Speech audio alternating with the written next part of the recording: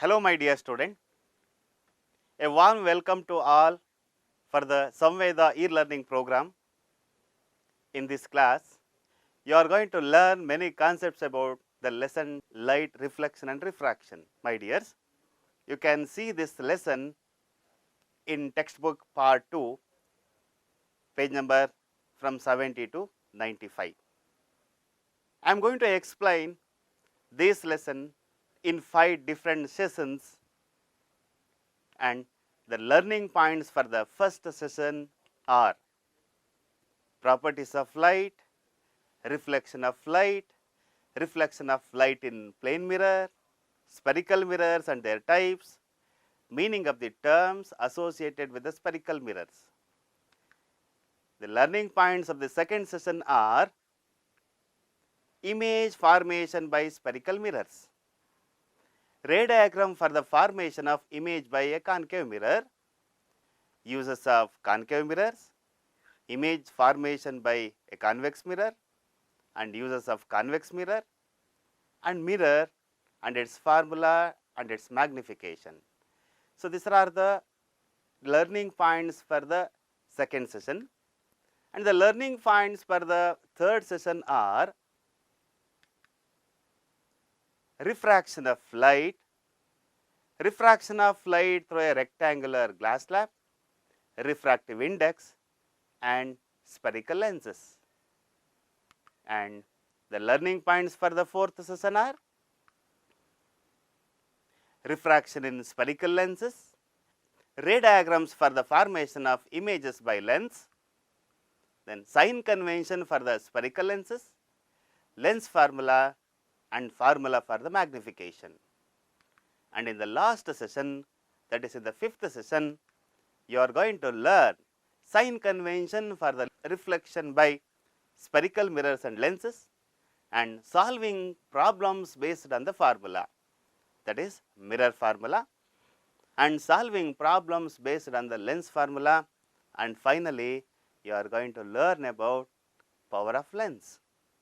My dear students, all these 5 sessions includes interesting experiments and amazing activities and quiz programs which you are going to enjoy a lot.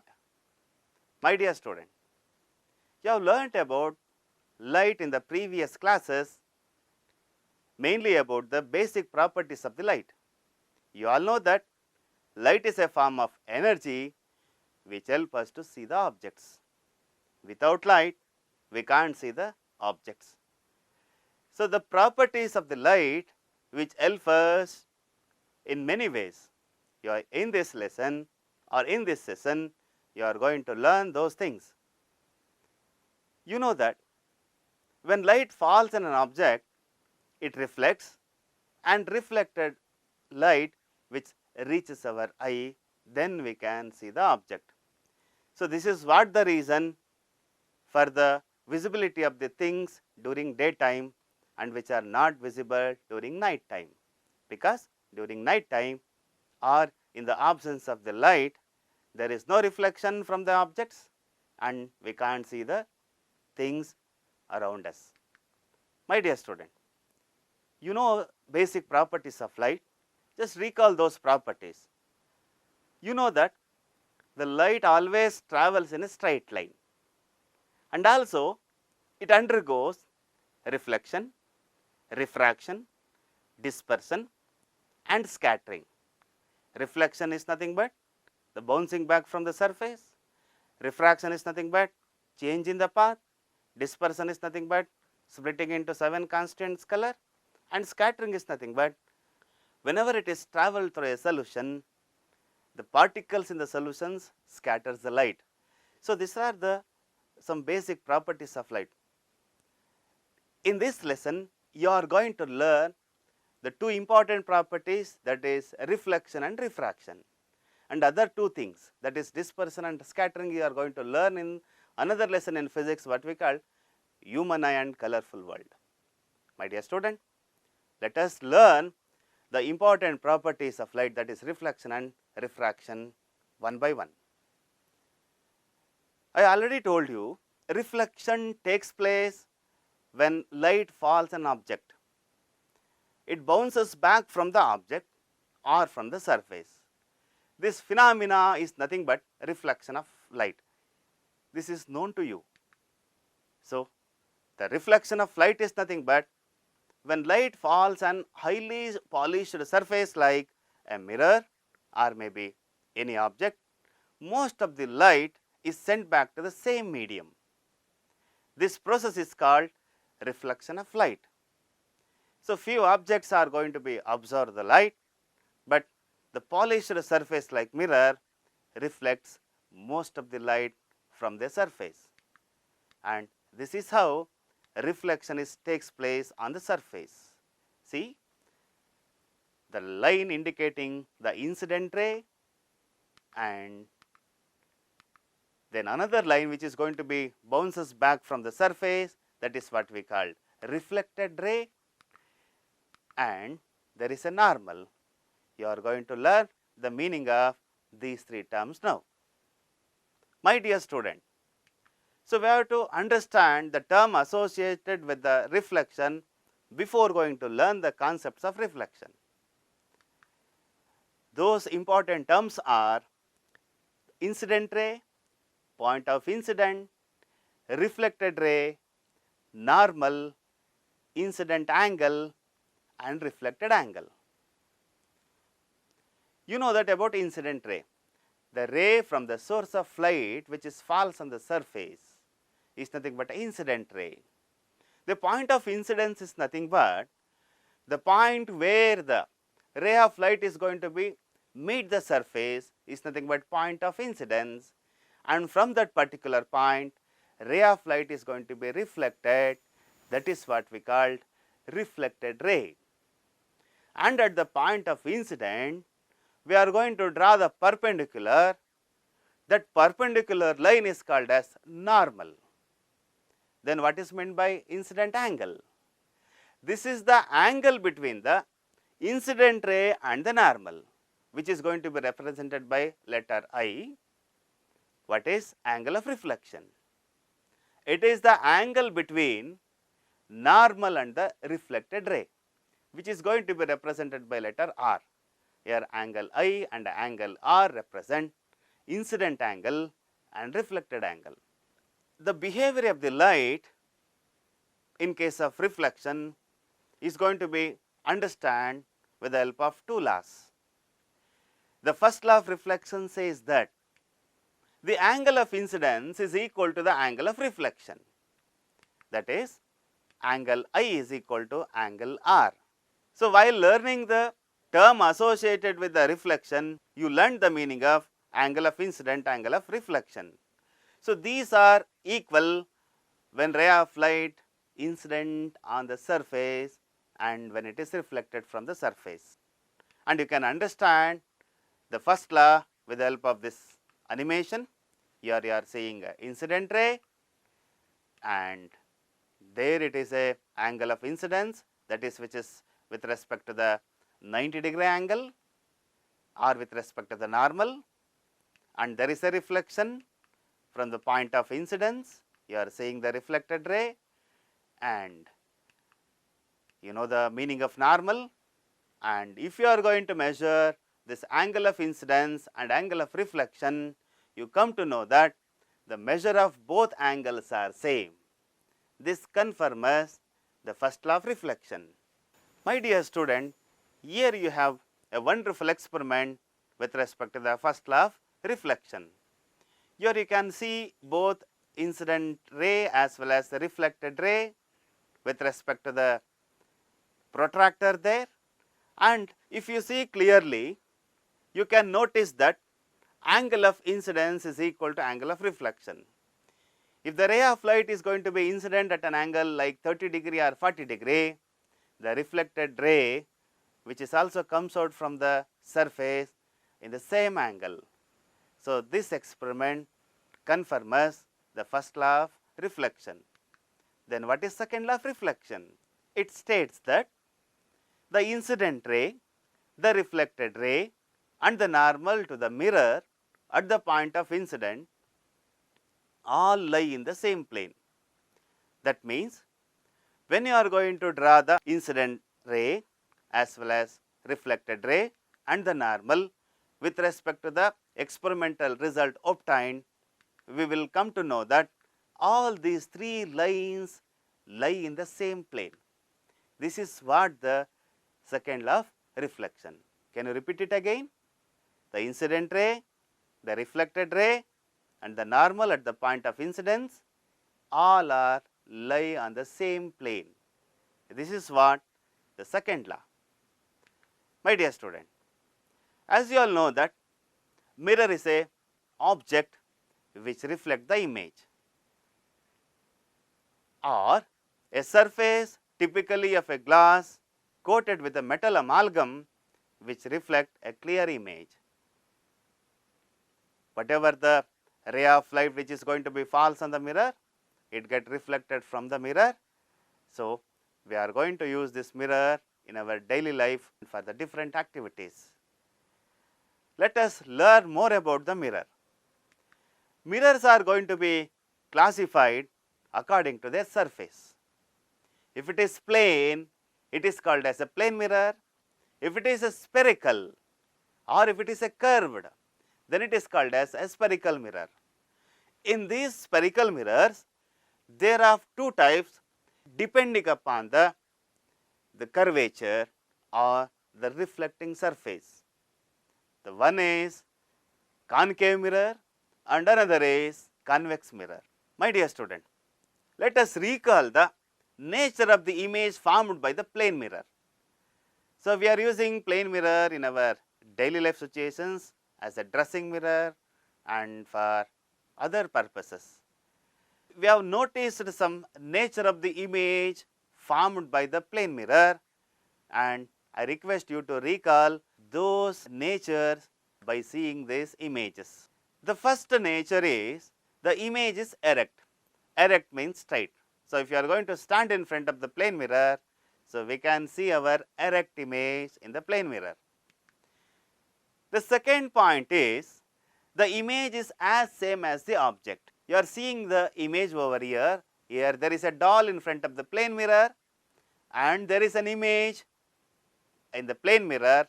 If you compare these two images, you can notice that the height of the doll is as same as the height in the image also, even the width also. So, this is what the second nature of the image formed by the plane mirror. And the third nature is the image is at the same distance from the mirror as the object in front of it. That means, if we move towards the mirror, the image is also come towards us, and if you are going to move away from the plane mirror, the image in the plane mirror also moves behind the mirror. See, this is how a image is formed in front of the mirror when the object is moves towards it or which is moves away from it. You can notice the same in your home also. Let us come to the fourth important nature of the image formed by the plane mirror. The image is virtual. There are two types of image. The one is a real image and another is a virtual image. The virtual image is nothing but the image which is not possible to cut on the screen or cannot be obtained on the screen. The other type of image is a real image which is possible to cut on the screen or which forms on the screen. But in case of plane mirror, the image formed is a virtual because the image which is not possible to cut on the screen. The other important nature of the plane mirror is the image is going to be laterally inverted. You are seeing an image over here. The left hand of the doll which is going to be seems to be a right hand in the plane mirror. This is what the lateral inversion, and we have an application of this lateral inversion in our daily life. We can get the lateral inversion of the letter from the plane mirror. Here I am showing you how the letters of the word girl and boy which is going to be laterally inverted from the plane mirror. Look at the video. There you can notice the lateral inversion of the letter girl and boy. It is understood to you. Now, my question is, why ambulance is written as in a reverse manner or in an inverted manner on emergency vehicle like this? Can you tell me the reason? If you recall the concept of lateral inversion, you can write the answer for this question. And the reason for this is, it is written inverted to enable driver recognize an ambulance following him or her by looking in the rear view mirror. The inverted words get inverted again and can be read as usual. Do it yourself or try yourself. Can you find how the letters of your name be laterally inverted? You can test this by writing your letters of the name, and if you are going to be hold in front of the plane mirror, you can get your laterally inverted letters. Now let us learn about the spherical mirrors and their types and the properties associated with the spherical mirror. I told you already, based on the curvature of the mirror or the reflecting surface of the mirror, we have classified into a concave mirror and a convex mirror. In case of concave mirror, it is a spherical mirror whose reflecting surface is curved inwards. And the other important thing is, these concave mirrors are converging mirrors because these mirrors are going to be converges the rays of light. Here you can notice this.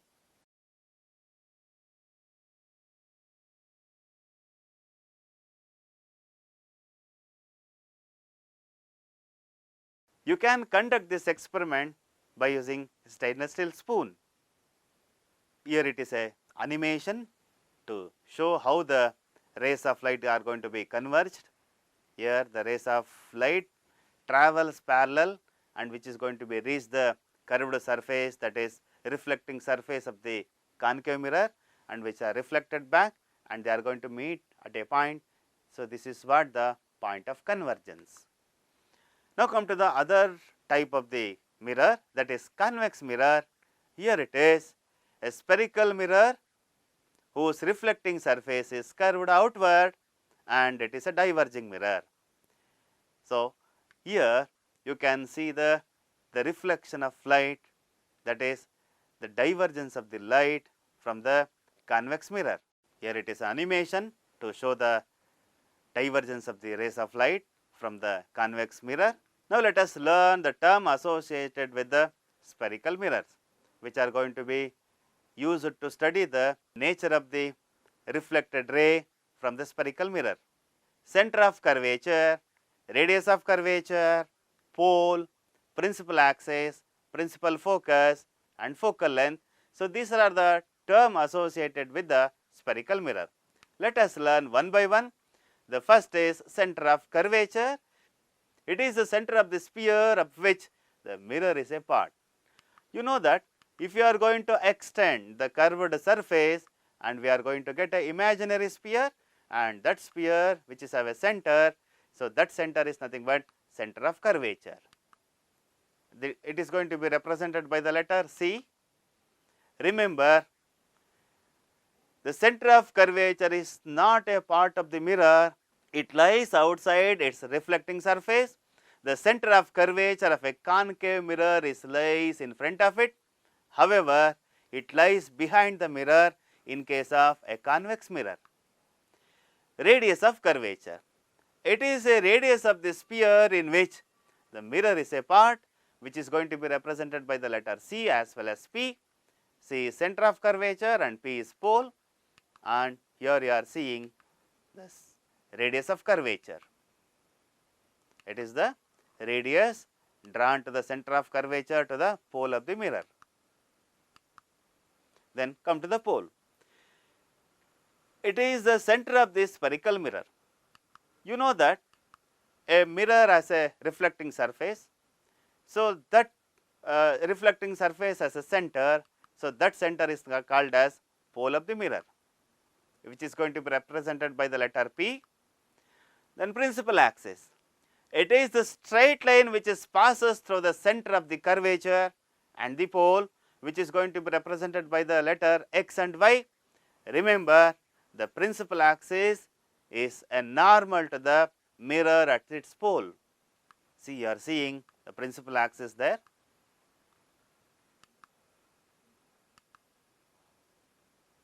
So, this is what the principal axis, which act like a diameter of the sphere or which passes through the center and the pole of the mirror.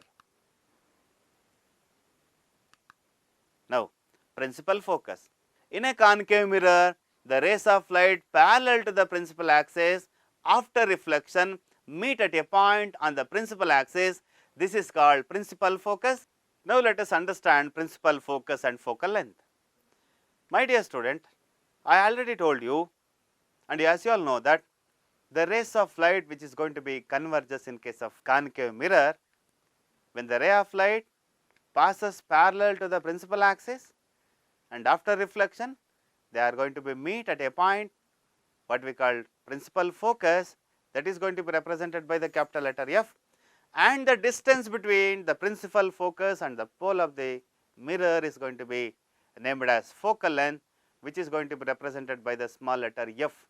If you are going to measure the distance between f and p, that gives us focal length of the particular mirror. Remember, my dear student, in case of concave mirror, principal focus lie in front of the reflecting surface like this, and let us understand the meaning of the focal length. It is the distance between the pole and the principal focus. In spherical mirror, the radius of curvature is twice the focal length, that is r is equal to 2f. Principal focus of a convex mirror, or in a convex mirror, ray of light parallel to the principal axis after reflection get diverged and appear to be come from the point on the principal axis behind the mirror, and which is called as principal focus for the convex mirror. And you can see focal length of the convex mirror is going to be calculated. See, here also the rays of light parallel to the principal axis reaches the reflecting surface. After the reflection, they are going to be diverged, and if you are going to be draw back the diverged rays, we are going to get a principal focus, and the distance between principal focus to the pole of the mirror is called as focal length of the convex mirror. Remember this point. In case of convex mirror, principal focus lies behind the reflecting surface like this. In case of concave mirror, we can notice the principal focus in front of the reflecting surface. Now, it is a recapitulation time. My dear student, let us recall whatever the concept we have learnt in this session. First point is the properties of light. You know that ray of light travels in a straight line and it undergoes reflection, refraction, dispersion and scattering. And the meaning of reflection, just recall it. When light falls on highly polished surface like mirror, most of the light is sent back to the same medium. This process is called reflection of light. And you have also learnt about laws of reflection.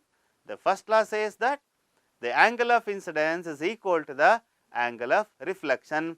Mathematically, it is going to be written as angle I is equal to angle R. Then what the second law says?